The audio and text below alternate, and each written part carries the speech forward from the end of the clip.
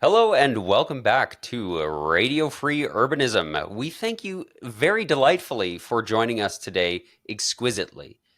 Today, we've got some great stuff happening on the show. We have some exciting projects, some exciting news, and some exciting things happening with the show, too. But of course, before we get into that, I should introduce myself and my co host. I'm Alex Williams, and with me, I've got Nick Laporte Hello. and Ethan Myers. Welcome back, folks. All right. So, as long as everybody feels welcome, Nick, I'll let you take it away with some interesting news. Yeah. Should we wait? Which one are we going to talk about first? I think the first thing we need to talk about. The first one, what we're doing, what we're up to. First and foremost, the Patreon. If you're watching this, the Patreon is now live. So if you'd like to support us, check it out. There's not a lot there right now, but if you want to throw us a few shekels again, so we can upgrade Ethan's recording equipment or make sure that he has extra storage space that we don't run out of that, would be great. But I'm sure there'll be more things coming. So stay tuned. We do need to make a tier that just says Ethan's 10 terabyte hard drive. Yeah, specifically to support Ethan. Yeah. Yeah. It's a good stretch goal. I like that. Yeah, so what are our tiers? What do we have going on there, Nick? All we have right now is 3 tiers. There's a $1, there's a $5, and there's a $10. And that's it. If you want to support us, go ahead. We'd be happy to have it, and it'll help make the show better. And that's all that's there right now. But I'm sure we're kind of thinking about different things we want to put on there. I would like to have maybe extended shows, something like that. We have extra stuff didn't really fit into the regular show, have shout outs and priority comments or questions on the show, stuff like that. But who knows? We'll see. Benefits coming soon. Yeah, and also, if you've got suggestions for what we could do, let us know down in the comments. And then what else we're up to? Well, I'll tell you. I drove yesterday for like the first time in 6 months. So yesterday I had a soccer game at 9:45, which sucks. When I signed up for this rec league, I didn't realize that there would be games so late. But my brother kindly let me borrow his car for the night. So that cut down my trip time by like a quarter or by like 3/4. So that was very nice. So that's what I was up to, was driving around. But of course, poor Ethan stuck down there in Vegas. What's your transportation system? So, folks, this is kind of a little woog-moog at the start. A little what grinds my gears. So I might be bailing out of this show just a little bit early. I'm actually meeting up with my sister to go to a comedy show tonight. And I no cars at the house right now, so I'm going to take the bus down there. The problem is that it runs every 30 minutes and has stops every other block. So, with that amazing stop spacing and basically taking it all the way down to Las Vegas Boulevard, which is kind of like crossing halfway across the valley, I'm basically stuck taking a earlier bus that is not very fast. And yeah. I love it. I love American Transit. I love our buses here. It's great every 30 minutes. And I notice some people in American cities, they're like, I would kill for every 30 minutes. I know that there are people out there who are like, my bus runs every 2 hours or my bus runs hourly. I would kill for 30 minutes. But 30 minutes it's not good. No, there are some buses even that are like, oh, we drive into the city in the morning and we drive out of the city in the evening. Basically. Yeah. We have 3 round trips a day. Yeah. Yeah, it's brutal. But so Ethan might have to peace out a little bit early from this show, but we'll see how that goes. We just wanted to be honest and upfront with our audience, let everybody know what's going on with that. But onto our news. We've got a few interesting stories today. Who's got this first one? This is mine. This is mine. I've got a few. Maybe we'll skip the next one and switch around so that we can it's not just me talking for the next half an hour. So this is it's not necessarily news. It's just something I wanted to bring up. So I was listening to the most recent episode of Bike Talk, which is a great podcast if you're into biking. It's kind of like a news show. They have different people on, but the recent episode was released on February 2nd. It's called Sharing is Caring, and they've been doing something recently. This woman who's part of their group, called Stacy Randecker, at the end of the show, she has a bike thought, and she kind of just says stuff that she's feeling, talks about something that we should be doing, et cetera, et cetera. And this recent one had me thinking about what's the whole purpose of this urbanist community, because I'm not an urban planner. Most people who are making urbanist content on YouTube aren't urban planners, right? No. And no. And so she had these things she wanted to say, and I'm just going to read some of it here. She says, every city needs a protected and connected network of bike streets. Anyone of any age should be able to bike day or night without planning or an entourage. Paint is not protection. Cyclists cannot kill or injure motorists. Driving is a privilege and not a right. Speed kills, and there will never be a bell loud enough, a helmet strong enough, or clothing bright enough to make up for poor infrastructure. So these are all points that she put forward as things you've heard before and things you will hear again. And I think that's kind of our purpose on here. It's not to be the biggest experts, but it is to regurgitate a lot of points that have been said, because a lot of people have never heard them. And the segue I'm having here is I went to the first Strong Towns Vancouver meeting last night, which was fantastic. Everybody who came was great. I got to meet a lot of cool people who came up to me and recognized me from my YouTube videos and stuff, which was so humbling. It was incredible. It was so nice. But there were people there who had just heard of Strong Towns the day before, and they showed up because they were curious about it, which was so cool. But I think it's really important that we just keep hammering out the basic points, because so many people just do not know it. They've never heard it before. No. And that's what we're trying to do, I think. At least that's what I want to do. Yeah, no, spread urbanism is absolutely something that is still very much on like the fringe, but yet it is something that impacts everybody's life every single day that you are living. Like everybody is impacted by how their city is planned and designed. And I think that more voices in this should be heard. The thing is that most people don't know. Most people don't know that, you can have a city that doesn't have, everything based around cars. Yeah. Yeah. Yeah. Like these are choices. Something you said, Nick, about people only just finding out yesterday about, strong towns and just learning about these things. That's why everybody needs to talk about this. That's why it needs to be repeated. And that's why you need to go out into the real world in your real life and have those conversations with people. And if you're worried about, what qualifies you to do this, you're a person. You use these modes of transportation. You walk places, you bike places, you drive places, you take the bus places. That qualifies you. You're talking about most of the urbanist creators in the content space aren't city planners. We aren't engineers. We're not qualified to talk about these things, right? Because we don't have the specific expertise about how to build these things or how to do these things, but we know how it is to experience these things. We know how it is to see these things, to walk in these places, or to not be able to walk in these places. And so I think that's what qualifies you. And that's why it's so important that every single person goes out. Don't just comment on this YouTube video. Go out and talk to people in the real world. I've got a video upcoming where I kind of dive more into that topic, because I think that is probably the most important thing, because there is this great online urbanist community, but it needs to be a real world thing if you actually want to live in these places, instead of just talking about them and looking at pretty B-roll on YouTube, right? Totally. Yeah. I think one thing people should not forget is that Jane Jacobs, one of the greatest urbanists, pretty much the grandmother of urbanism, the modern urbanist, is she didn't really have experience with city planning or anything like that. She was just a concerned citizen, really. She had no professional city planning or engineering background. She was just a full-on citizen. Literally. She had journalism experience, but she wasn't researched in city planning or anything like that. She learned about it. Yeah. And I think an important point too is gatekeeping in a lot of places gets really annoying, but I definitely think this is a place where it shouldn't happen, because the people who are going to City Hall on a Tuesday morning who are opposing the things that you want to happen in your city, do you think they're qualified? They're the same. They're just people who are talking about their experience and the way they want their city shaped.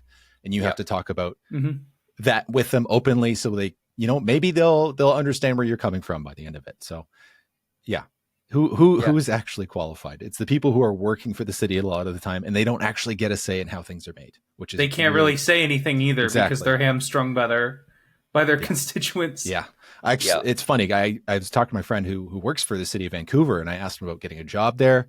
And then I thought about it. I was like, well, does this, restrict you from saying things in City Hall, et cetera, et cetera? And he's like, well, yeah. So I was like, okay, well, I can't do that because I don't want to be muzzled in that way. So yeah, which is a little ridiculous, but it's kind of on the from a professional standpoint, though. I can understand it, right? Totally. Like they're out there, they're supposed to be giving their professional opinion.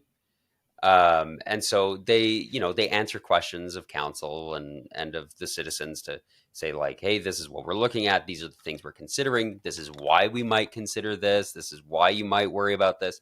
And yeah, like I basically said the same thing as you, Nick, to a city planner I was talking to at an engagement event. He was like, oh, why don't you consider going into city planning? I'm like, because then I can't just like say whatever I want, right? Like I like making the videos and I like talking about these subjects. And I feel like if I was working for the city, I'd have to be a little bit more cautious instead of just being like, this is what I think. This is what I think we should do. And this is what I think would be cool. Yeah, right. Totally. Yeah. So yeah, I appreciate you sharing that and bring that up. And yeah, it's going to be said again and again and repeated. Kind of leading into our next story here, talking about Stephen Avenue streetscape improvements. This is an exciting one, and this is actually one where I had some experience sharing with somebody, because part of the streetscape improvements involves raised crosswalks. And so I was explaining to some people about raised crosswalks, and they scoffed at the idea. They said, why would you do that? And I said, well, it's for pedestrian safety. It's for continuity of a walkable street, right? Stephen Avenue in Calgary is already a walkable street. I'll share my screen so that people can see what I'm talking about here. Let me just pull up some pretty B-roll to look at because we love that. Yeah, so this is like this is an important walkable street in Calgary. And a lot of people come down here. Don't worry, I will share it. We're just patiently waiting. Yeah. keep waiting. Where is this one here? There we go. We'll share that. So this is Stephen Avenue. You can see nice walkable streetscape there. But yeah, there's some improvements coming here. And I got to educate somebody on why you might want to have a walkable street like this and some raised crosswalks to go with it. And yeah, they scoffed at the idea, and I was like, excuse me. And they said, well, what's the benefit of that?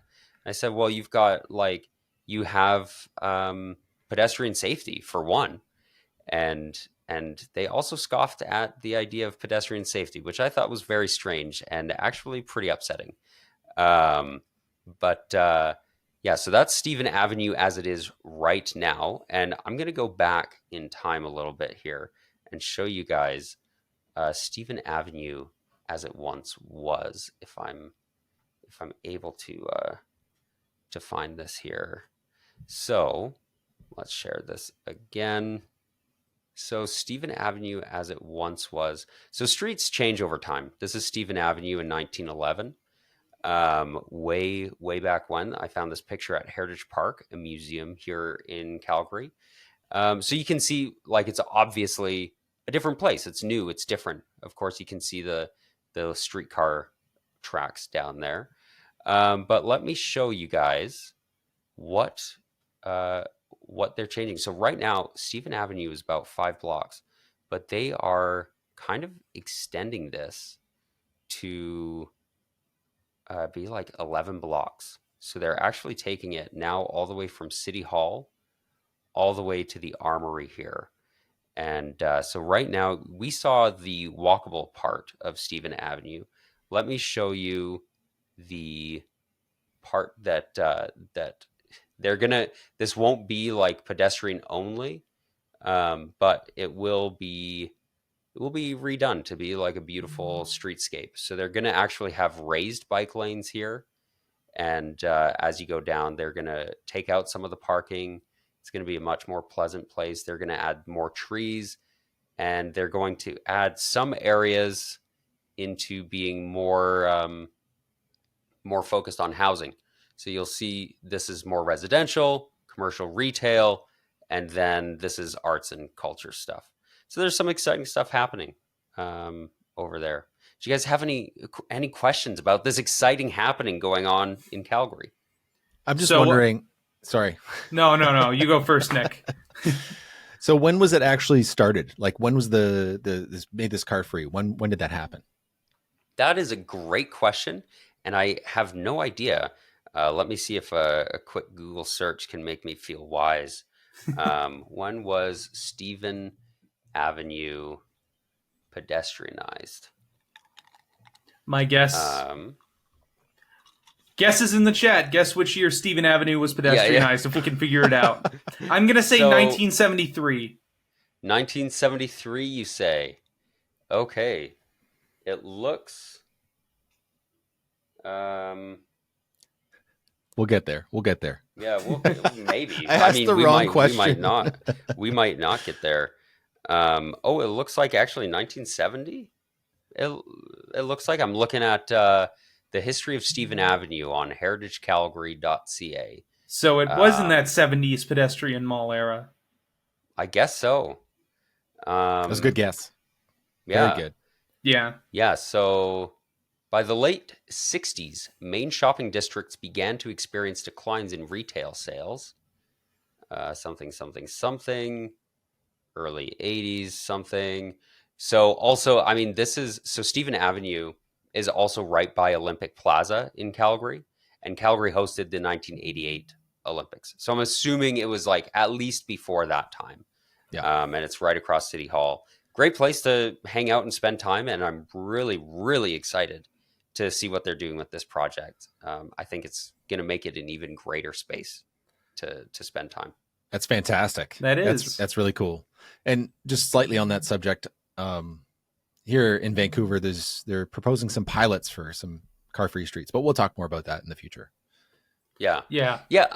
And I mean, I think so with this project, like it's not going to be entirely car-free. So I'll show you back to this PDF that I've got here. So some traffic calmed streets. Yeah, they're going to have a lot of traffic calming. So you see here, this in this arts and culture area. So this is about half of the project. This is already pedestrianized. This is already fully pedestrianized. You have a few landmarks here. You've got the Calgary Tower there, which at one point was the tallest building. The municipal building is here. City Hall is right beside it there. You can see the train line going right down 7th Avenue, so just to the north of Stephen Ave. And then these are the CP rail tracks, or CPKC now, I guess, rail tracks. And so this is all pedestrianized here. And then this is kind of a transition zone. And then this will be like a traffic calmed street. There'll still be space for patios. It'll be multimodal, wide sidewalks, nice bike lanes, and narrow car lanes is pretty much what that section is going to look like. Any parking? There will be a tiny bit of on-street parking. They actually have, so they've got, this document is fantastic. We'll put a link in the show notes for this, but they will have some parking, and you can see they'll have the bulbs here so that people can't park too close to the crosswalks. And where is... they've got a spot that shows kind of what their parking plan is for the area. I love looking through documents like this. It just warms my heart seeing renders of this stuff. Oh yeah, it makes me feel like there's hope. On good render, not bad render. Yeah. There will be parking there. I mean, and there are parkades along here as well. Like people will be able to park here. But somewhere in this document, they've got like a whole layout of how they prioritize what vehicles have access. And basically, it's like emergency vehicles, buses, then delivery, then taxi, then food delivery, then private automobiles. Like they have a list in here somewhere that shows who is prioritized for parking on the street, for like using the street space as a vehicle. But then, yeah, they also have a bunch of lighting and design stuff. Anyways, I can't find it, but somewhere in here they have the list of what gets prioritized. So there will be parking, but most of it will be like underground parking. So, which, you know what? This is my philosophy on parking.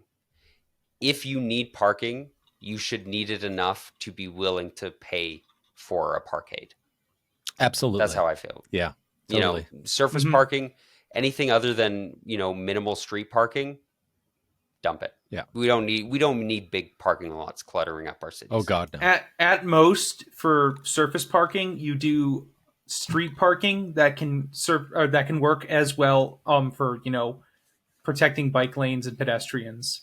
Because you can design parking to actually work as basically a barrier to protect bike lanes. It totally helps too. It slows traffic as well. You'll see a lot of bike streets will have parking on both sides. There's only room for one car in the middle, and it really does slow traffic. So it has some benefits. I actually saw that a lot in Seattle. They're really going hard on the traffic calming there. It's the Pacific Northwest has been really exciting as well too. Just seeing the street redesigns up there, at least in Seattle and Portland when I was there. I'll have to get to Vancouver and see Nick. Oh yeah, get a real bike tour. Yeah, absolutely. Yeah. So, yeah, that's an exciting project. I thought I'd share with you guys.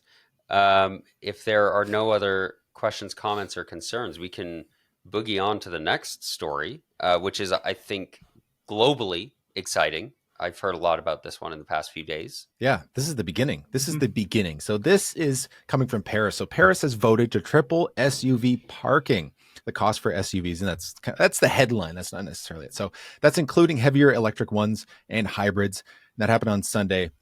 The city held a referendum and they voted 56.6% in favor of increasing parking fees for SUVs and heavy sedans. So there's a weight limit that they have that they actually enforce this. And this is not for people who live in Paris. So this is for people coming into Paris in the metro area. So they suspect that this will be applicable to about 10% of vehicles coming into the city, that they basically tripled the cost of parking in the city, which is fantastic. This is one force we need to help people choose better vehicles, because people are just choosing way too big of cars. I mean, Paris, the city itself doesn't take up a whole lot of room. Like the municipal boundaries isn't huge, but the metro area is actually decently large.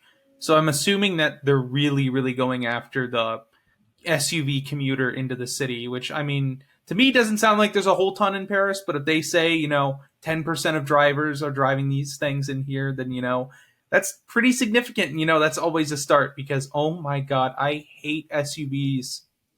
Like oversized ones, like G-Wagons. Oh, God. I almost think they're worse than lifted pickups. Honestly. Yeah. Yeah. I'm going to play devil's advocate here a little bit. All right. And say, first of all, how much is the WEF funding you? But second of all, this will never work in North America. Like, to somebody who says to you, this will never work in North America because we have to drive everywhere. What do we say to that? I say we haven't even begun to have fair pricing for parking in the first place. We don't even have market pricing for parking. Like, I can go walking a few blocks from my place and literally point to you and say, what the fuck is going on here? You have street parking that costs like less than $1 an hour next to spots where there's just literally, you don't have to pay. It's free parking on the street. We're talking like right across over the river from downtown Vancouver. This is still considered like downtown. What's going on? So to say that this couldn't work, I think is a stretch. And I would definitely see a more progressive council make this decision in the near future in North America. If I would bet a lot of money that in the next 5 years, this will be a law in a city in North America. I think I saw something. I think it was the city of DC that actually proposed something similar to charging like a higher fee. It wasn't for parking, but it was for SUVs driving in the city had like a higher toll than just standard vehicles. I may have to look into that again, but it was something kind of similar maybe not as extreme, but I mean, yeah, if we want to encourage people to actually choose alternatives to driving, or when they drive to choose to drive a smarter vehicle that isn't, massively oversized and is a threat to basically everybody who's not inside of it, then it would be extremely encouraging to encourage these people financially to move away from that. And these vehicles are already expensive enough. Realistically, if you're driving such a big thing and taking up so much space in the city just for yourself, then I mean, realistically, you should be paying a bigger share. Yeah. I mean, you're a bigger wear on resources, right? Like those Mm-hmm. roads have to be paved by somebody. Yeah. And I think that's part of the deal. Nick made a great video about this, about cyclists. Should we tax cyclists? A few weeks ago, and I think it kind of captures that idea perfectly. That the bigger your vehicle, the more subsidized you are by everybody else. Mm-hmm. Absolutely. Mm-hmm. Yeah, I don't think we're going to go deep into parking and pricing and stuff. If you are interested and you haven't heard about this, but there's some great books. Donald Shoup's book, The High Cost Free Parking, fantastic, but it really gets in the weeds. It's like it's a tome. It's a Bible. But if you're a nerd for that stuff, very good. But I would highly recommend Paved Paradise by Henry Grabar, How Parking Rules the World. It's just an enjoyable read, at least in my opinion. It was really enjoyable. He references Donald Shoup a lot too, so you kind of get an idea of what Donald Shoup's about as well. So if you want to get into that. So, so the actual weight limit for this is 2 metric tons, which is about 4,409 pounds, but just for reference. So so that's like, I think even like a Tesla Model S or Model X would be considered above that threshold. So just like an electric. Yeah, that's like 70% of cars in the US. Yeah. Like they're all over the place. Here's my great analogy on this too, is that in terms of like free parking and stuff like that, here's my great analogy for Americans. Say you go into McDonald's and you have a large fry versus a small fry. You're not going to pay more, or you're not going to pay the same amount of money to get the large fry as you would the small fry, because you're realistically taking up more space. Yeah. You're realistically getting more. Yeah. Meaning you're going to pay more in order to get the services that you're using because you're taking more.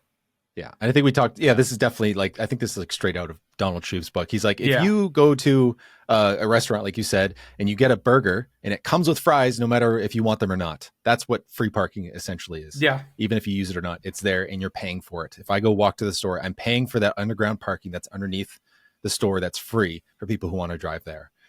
Yeah. So that's my point to what Alex's devil's advocate was, is that this isn't a penalty. It's not saying, hey, this is an impedance for you to drive. This is a penalty for drivers. Drivers aren't even paying their quote unquote fair share, if we want to talk about it that way in the first place. Mm-hmm. So it's saying, hey, let's shore up some of what you're not paying for and the imposition you're putting on everybody else.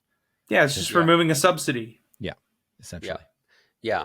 And I will say, I think in North America, we have part of our problem here is that in order to get around efficiently, you have to own a car, right?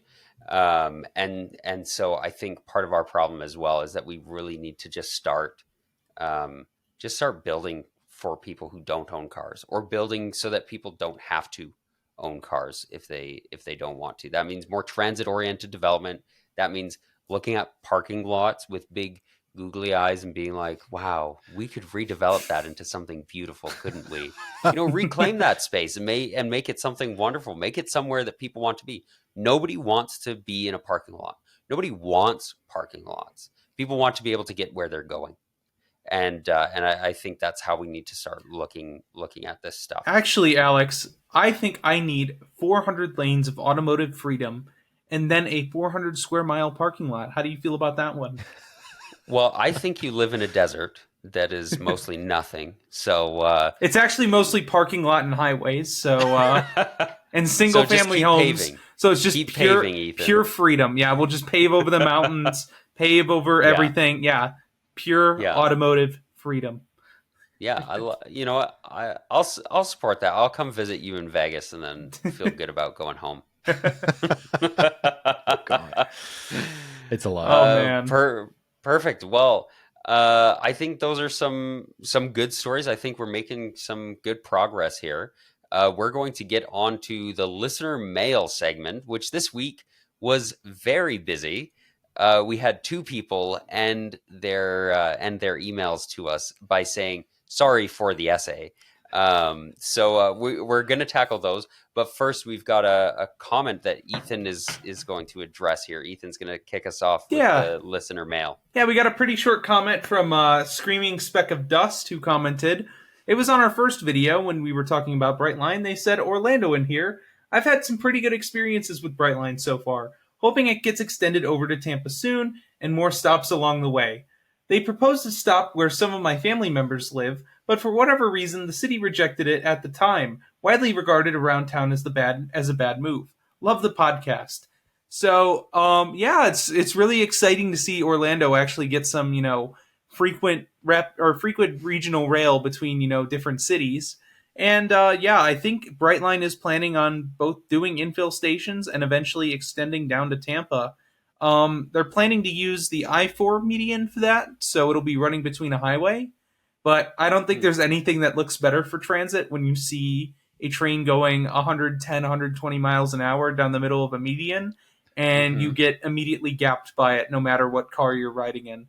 It's just, it's overall good. And I mean, Brightline has had they have a huge gap in stations at the moment between Orlando and Southern Florida, but they do have plans to also build in some infill stations, but that'll be exciting to see too. So that way more of Central Florida can get stations. But yeah, I'm excited about the Tampa extension too. That'll be really nice for people who live there.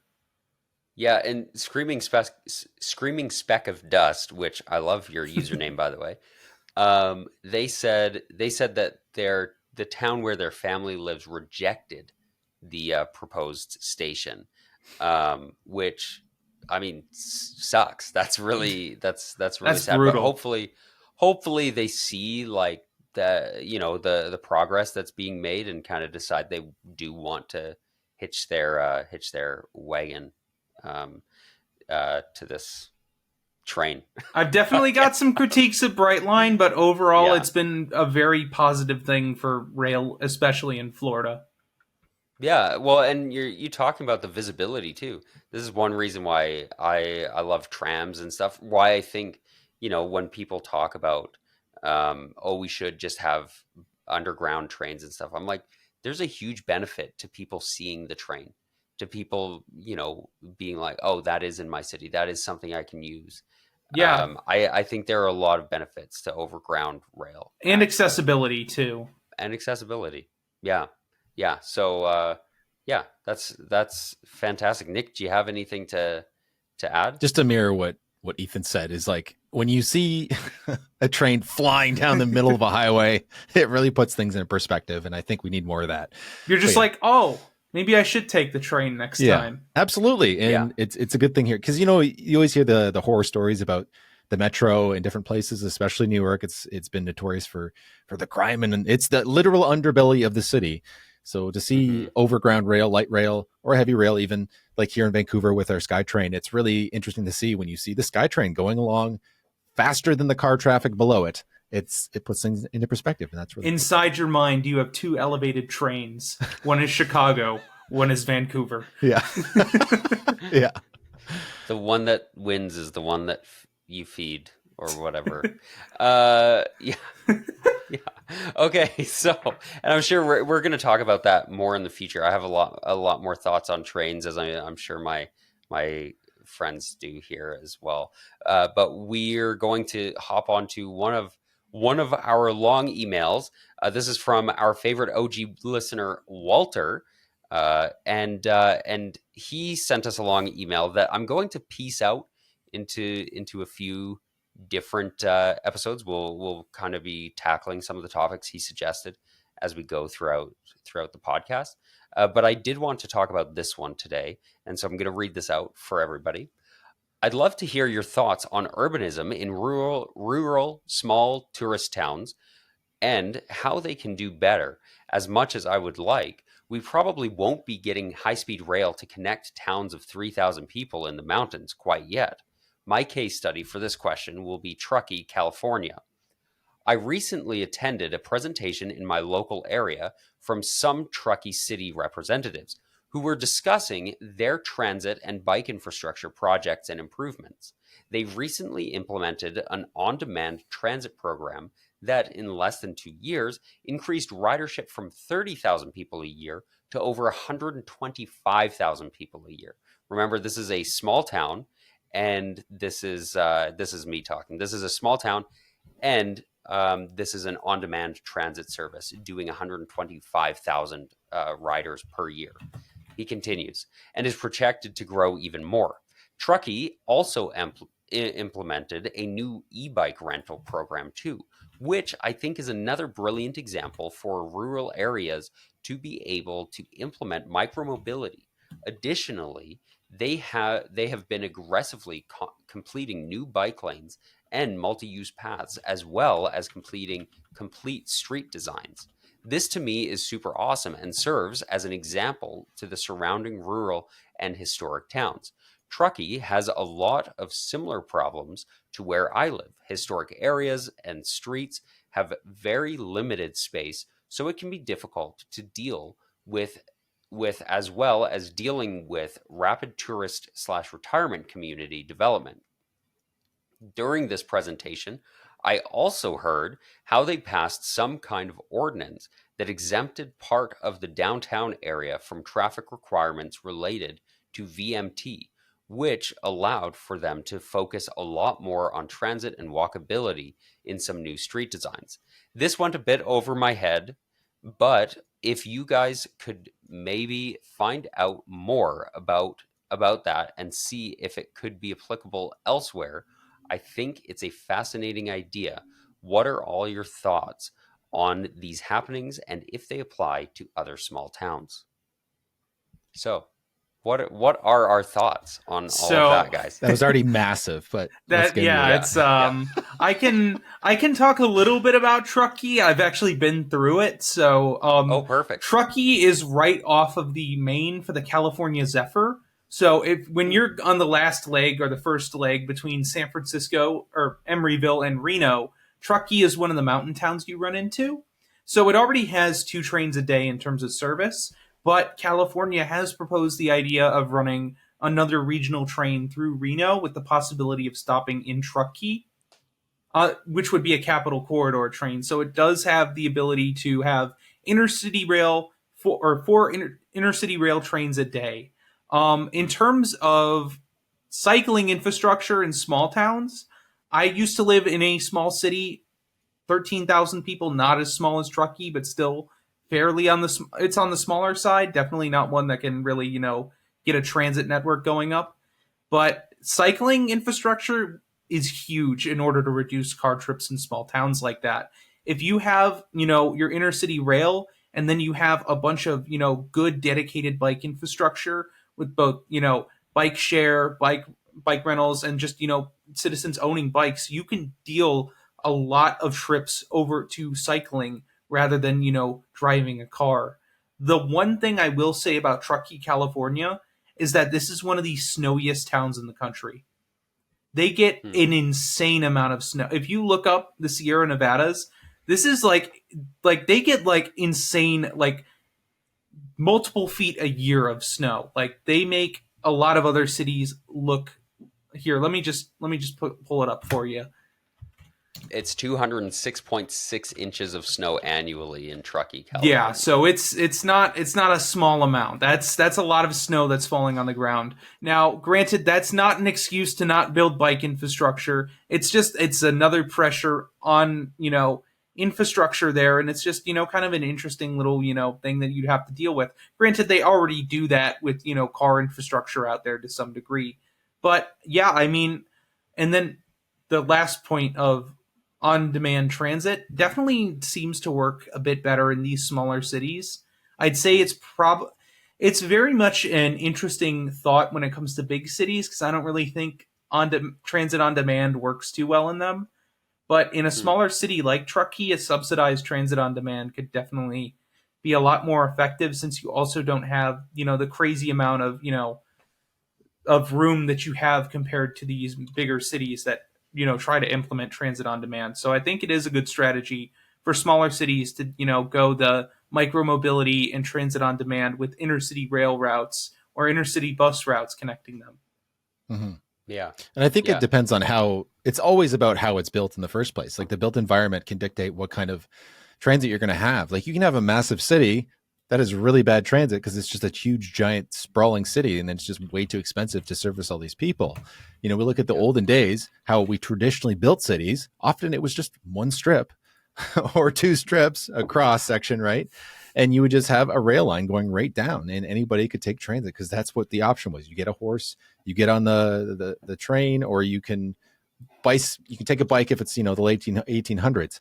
So I don't think there's necessarily anything stopping rural communities from uptaking transit, but it's always down to how it's built. So that's, I guess, the problem is we've built out these giant sprawling small cities where, again, it's just not feasible for reliable transit. But like Ethan said, on demand is the way to go. And I'm always here for micromobility. I think you can do, the vast majority of trips can be made with micromobility for most people. Like 90+% of people can easily get something that they can ride that'll get them to almost everywhere they need to go. Maybe not your commute, and then a few other trips you have to make once in a while. But other than that, you should be able to get everything within 5 miles. I will, especially if it's e-bikes and stuff, right? Exactly. Mm-hmm. Yeah.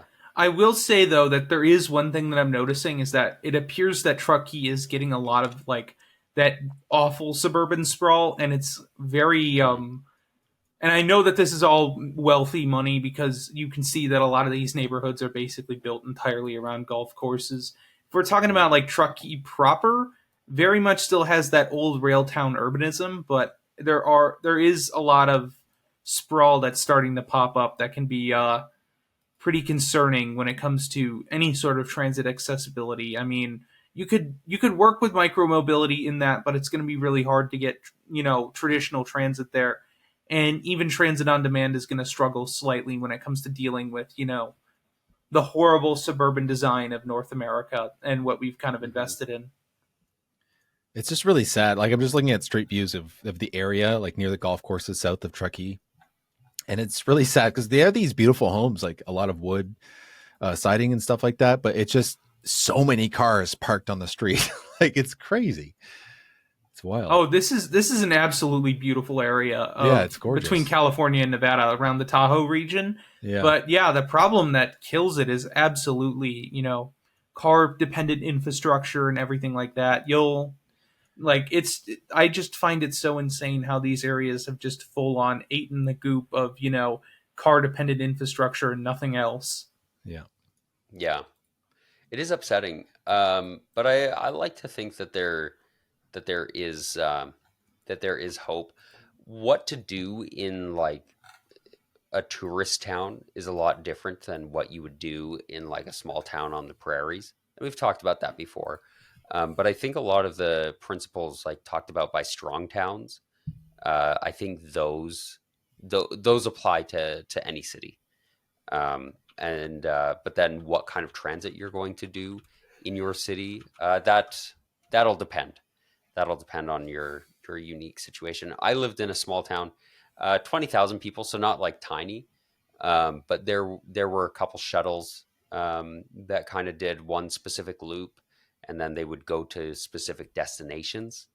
So there are different transit systems that you can set up. But of course, in the ideal situation, everything is walking distance, and that walking distance is sped up by having a bicycle. That's really the ideal situation. I think most small towns could probably run on those principles. So I think it's great that they're doing like a bike share or bike rentals system. I think that's a big thing. Just to play devil's advocate here, because I know Alex played it earlier, but what if I live, let's say we're talking about a rural town, like a rural farm town. What if I live on a farm that's 10 miles outside of town? How am I going to walk into town every day 10 miles? You won't. You'll have a car. Yeah. I think something that a lot of people miss in the urbanist conversation that Ethan's illustrated here is that like some people need cars and trucks and stuff, right? Like it's not like I'm sitting here in the city being like, boy, those damn farmers, they should really just bike their crops up or something. What? No. That's exactly what I'm arguing, though. Yeah, what? Like it's such a straw man to think that, oh, you expect me in my small town on my acreage. I live on an acreage. You expect me to bike to get my groceries? No. No, like of course not. Cars are a great tool. Our problem is that we have way overused them, and most people live in cities. We have an incredibly urbanized population, especially in Canada. Canada's got an even more urbanized population than the US. And the US still is a very urbanized population. And the US still, like, it's like in Canada, most of the population lives in like a handful of cities. And we should be able to access our needs, our amenities on foot or by bike. And of course, we should be able to drive to other places, right? Because not everybody's going to live in the same neighborhood as the big hockey stadium, right? But you might still want to go to those games. So there will be car access always. There will be transit access, or there should be, right? These are the things that we're talking about. We're not talking about forcing farmers to like go back to picking things by hand because we hate that their tractors have 4 big wheels on them. Come on. This is how we know Alex is a Canadian, because he said the town with the big hockey stadium. Dude, as soon as you said that, I'd like, don't say it. Don't say it. Go Leafs, go. I was like, oh man. Yeah, totally. It's something you see all the time, the straw man. Like I don't read like any of the comments on my like shorts anymore because I just can't. Oh my God, my mental health can't take it. But like the old like, oh, try see, I'm looking forward to seeing you hauling 3 tons with that bike, like stuff like that. And you're just like, what? Like, there was not what we're doing. Like, this is not what it's about. My most recent short that I just made, I was talking about how cities weren't designed for the car. They were bulldozed for it. Yes. And that was inspired off of a really good other podcast. It was like a Tampa local podcast. And they were talking about urban renewal in Tampa. And I just go down into the comments because this isn't like an urbanist targeted post. This is just like a Tampa local post. So it's targeting like the people of Tampa, Florida. And oh my goodness, I couldn't even look in there. I looked in there for like 3 seconds and I'm like, I'm done. I'm done. No, I can't do this. Oh my God. It's a nightmare. Yeah. You got people trying to justify urban renewal and I'm like, no. Yeah. No. So yeah, I think again, I'm not like an expert with strong towns, but like what Alex said, when it comes to rural communities and small towns, they've got a lot of good answers in there from Chuck Marone and his cohort of people working for strong towns. So yeah, I would agree. And then micromobility, always a winner. Totally. Yeah. Micromobility is kind of it's kind of an answer for everywhere. Like it's not the only solution, but it's a really, really good tool that is very versatile. I always hear, it's not the solution, but it's a big part of the solution. Yeah. But let's move on to our next comment, our next listener mail from Matt Montgomery. He says, "Hey Alex, oh my goodness, this one's specifically for me. Wow.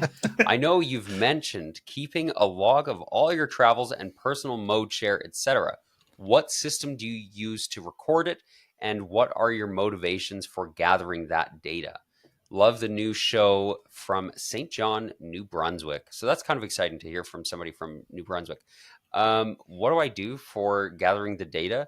Well, I basically just keep it in my notes app because I'll be on the bus sitting there. And then when I hop off, I look at how long it took me to get somewhere. And then later on, I put it into a spreadsheet so that at the end of the year, I'm going to do some interesting data. I want to look at how long it takes me to get places. And I made a video kind of about that recently, but I want to kind of do like a whole aggregated, like this is how long I spent riding the bus this year. And there are a few major gaps in my data, like wait times, like how long I spend waiting at a bus stop, especially with transfers. A lot of that could be figured out if I like go back through, because I take the same routes most days, right? So I can go back through and see what days I spent longer waiting at the bus.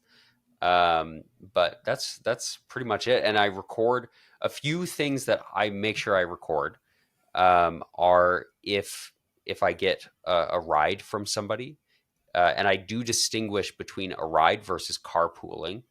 Carpooling, like I live with a couple of my siblings, and if they're driving somewhere and I'm going to the same place, I'm going to drive with them. I'm not going to be like, no, no, no, let me take the bus.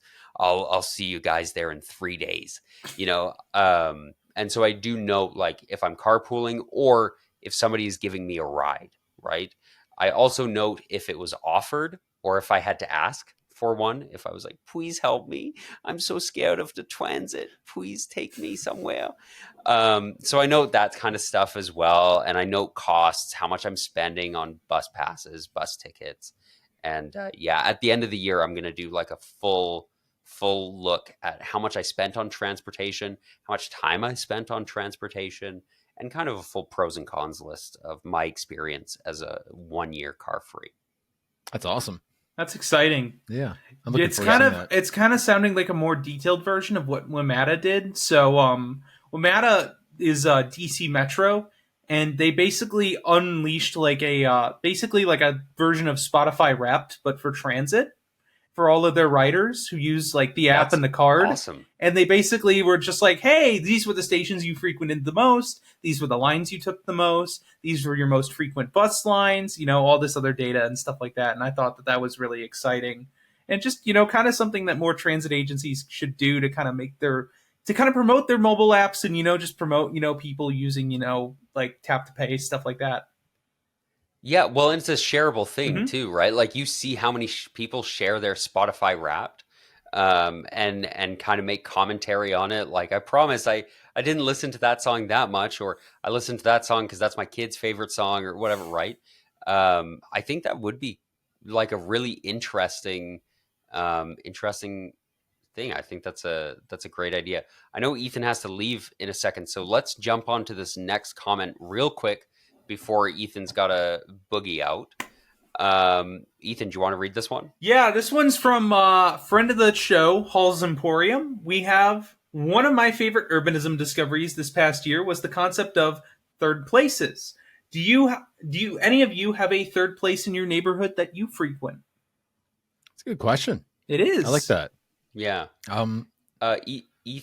Ethan, I think Ethan should go first since he's got So when I was living in Florida, I lived in a more walkable town, so I actually had multiple coffee shops that I would use as my third place. And they ended up being really, really nice third places. The problem here where I currently live in Vegas is that it has a distinct lack of a third place. Like I have a park near me, but it's really not that enjoyable as a third place.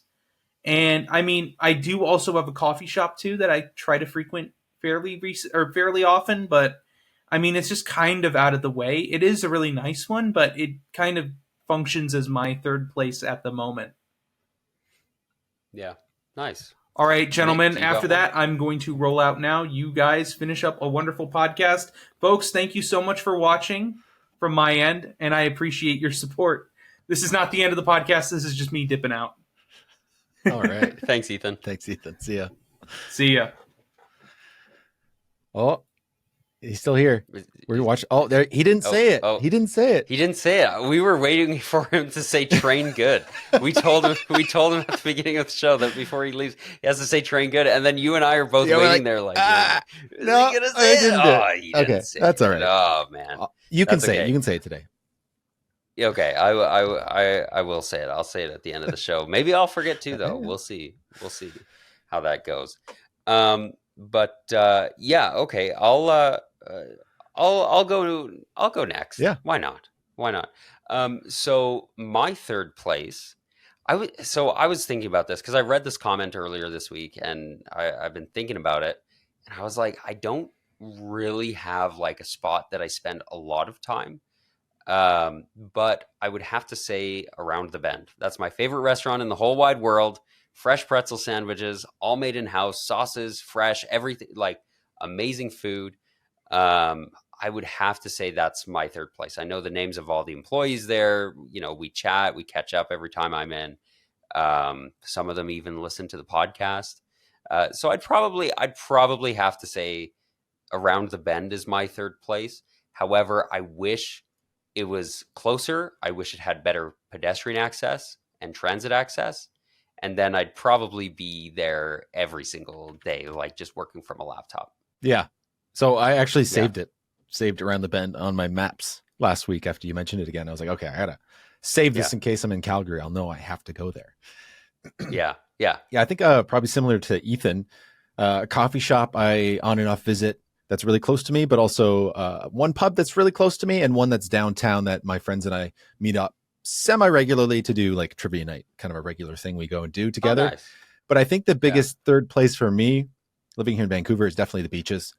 There's one particular park, which is called Volunteer Park. It's westwards past Kitsilano, and it's kind of been like a secret park because there's several of these parks that are kind of in between the houses along the shoreline. So the giant houses, like the Lululemon guy, his giant massive mansion. In between a lot of those houses, there's like a small park. And this one, it's unassuming. There's some trees in it, and there's a stairwell that you can't quite see unless you go down and look, and it has access to this little beach, and it's not busy compared to other ones. So it's a nice one to go to with friends. But they've actually torn it up just this winter, and they're redoing it because they're rejuvenating the park and restoring a creek that used to be there. So they're actually building a creek and building a bridge over the top of this creek that's going to be there that used to be there. So it's a natural water outlet for when it rains and stuff like that, which is pretty cool. So I'm excited because it's going to be beautiful, and I'm glad they're, restoring this creek. I'm also sad because I think it's going to be more on the radar of people and busier. So it's not as much of a secret little spot that we have. But yeah, that's definitely my third place is the beach, especially in the nice weather. It is so nice to go down there, watch the sunset, get on the paddleboard, enjoy the waves. Yeah. It's a nice place to be with friends. That's awesome. I like that. I have one other third place that I want to mention actually, and this is something I meant to mention at the top of the episode. Was the Calgary Central Library, the Central Public Library. Calgary's got 20 some libraries in its public library system, and they're all fantastic. But the Central Public Library is really a one of a kind thing. Have you seen this thing, No. Nick? Wait. Okay. I think you've shared some pictures of it before. I think I've seen it. It's like very marked. I may have shared some pictures. Yeah. I'm gonna pull up some B-roll that I have of it. Central Library. Let's see. 1711. See, look, guys, it helps to catalog your B-roll. You can always find stuff to share on a podcast. So this library is really like a really fantastic place, and it's kind of, I would almost say that it is like the third place for the whole city of Calgary, because it is just beautiful, like really well done, beautiful place. If I can find, I'm trying to find like a good look at it. It's got like a lot of wood in it, right? Yeah. I think I've definitely seen it. You probably have. Central Library. I'm trying to find it. I'm sorry. Oh, here we go. It's very different than a lot of libraries you'd see if you think about. Yeah, it's like, it's got like a modern architecture thing going on, but they did like a good job on it. Yeah. If that makes sense, like it is a beautiful building. So I've got it here. Let me show you this. Oh yeah, there we go. So this is the entrance of the library. So you walk in, and it's just beautiful, like beautiful wood structure. It's just like, look at this nice study area. It's just so quiet in there and pleasant. You can watch trains go by. You can take a look at downtown.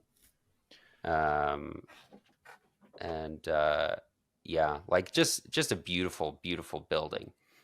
I wanted to share that because there is an event going on in a week-ish there, in 2 weeks-ish, on February 18th, on Sunday. You can go down to the public library, and Patrick and Jasmine from Oh the Urbanity and Tom from Shifter will be there. Oh, wicked. I will not be in town, unfortunately, so I won't be there, but those three will be there. It's from 3 to 5 p.m. It's free, and it's Sunday, February 18th. So if you are in town, make sure you go out to that. They're going to be talking about Calgary and the future here and why you should be optimistic about it. So since we were on that topic of third spaces, I thought I would share that with that's you fantastic. all. And it's funny, Yeah. my wife and I were actually talking about the Vancouver Library last night.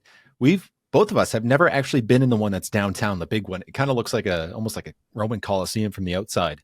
It's pretty big, but we've never been in it. And I've been to the local ones. I use them once in a while to just get a quiet space and study if I don't want to go to a coffee shop type of thing, or if I need something printed and my printer's not working, which seems to happen way too often. I really need to invest in one of those Brother like laser ones, like finally have to just pull the trigger and do that. But yeah, they're great places, and they're resources that people forget are there. If like we were at the library last night for Strong Towns Vancouver. We met there.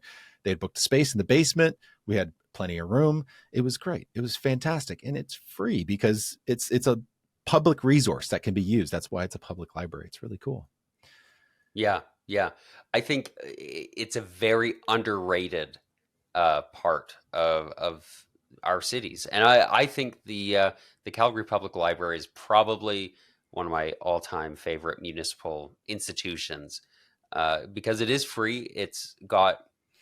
They have free meeting spaces. They have free study spaces and computers that you can use. There's the Central Public Library. It also has even like public washrooms. It has like feminine hygiene products in there for free, right? It has like a stage. This is where the event's going to happen on the 18th. Like it has these amazing amenities as well as books. And with your library card, a lot of the time you can get like free courses and stuff too. Like it really is fantastic and underrated. So make sure you support your local libraries. Yeah, that's it for third places, I guess. Yeah, that's it. There are no other places. And let us know what your third places are. Yeah, actually, that would be interesting to hear. Where do you hang out? Because a lot of people hang out at coffee shops and stuff. But I'd be curious if somebody's got like maybe a park they like to hang out at, or something else. But yeah, do we have anything else? There is to one talk email about? we have from Ted, but I think we should save it for next week.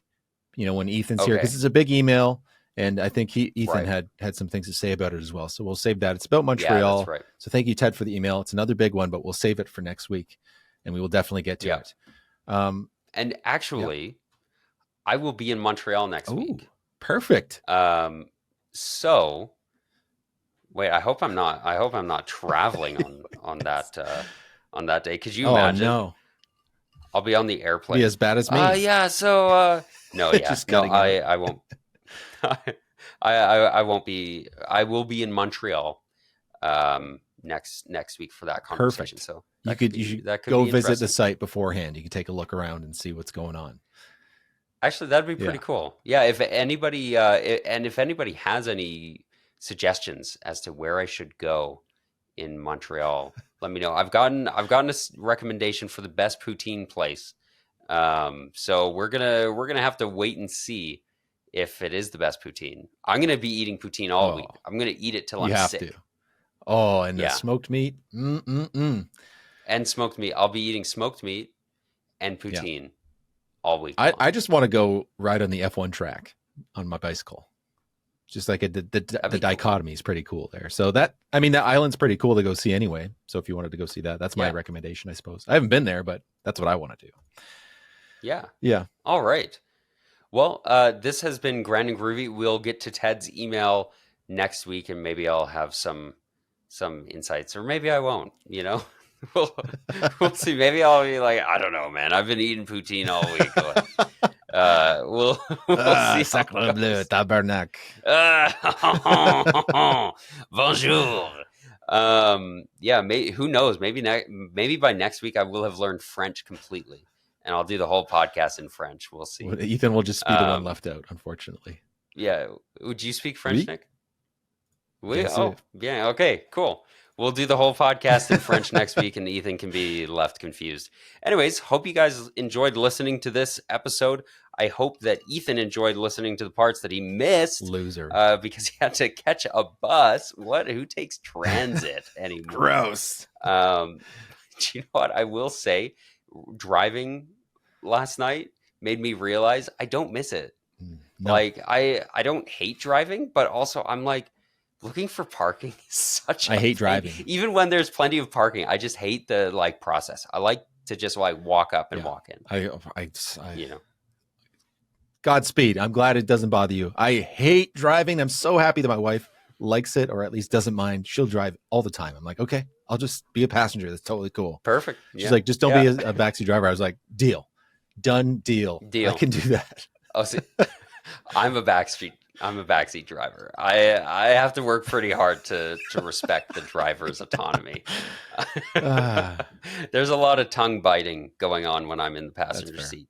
But yeah, thanks for listening, guys. I'll give Ethan's plug here first, since he's not with us. He will be next week, I promise.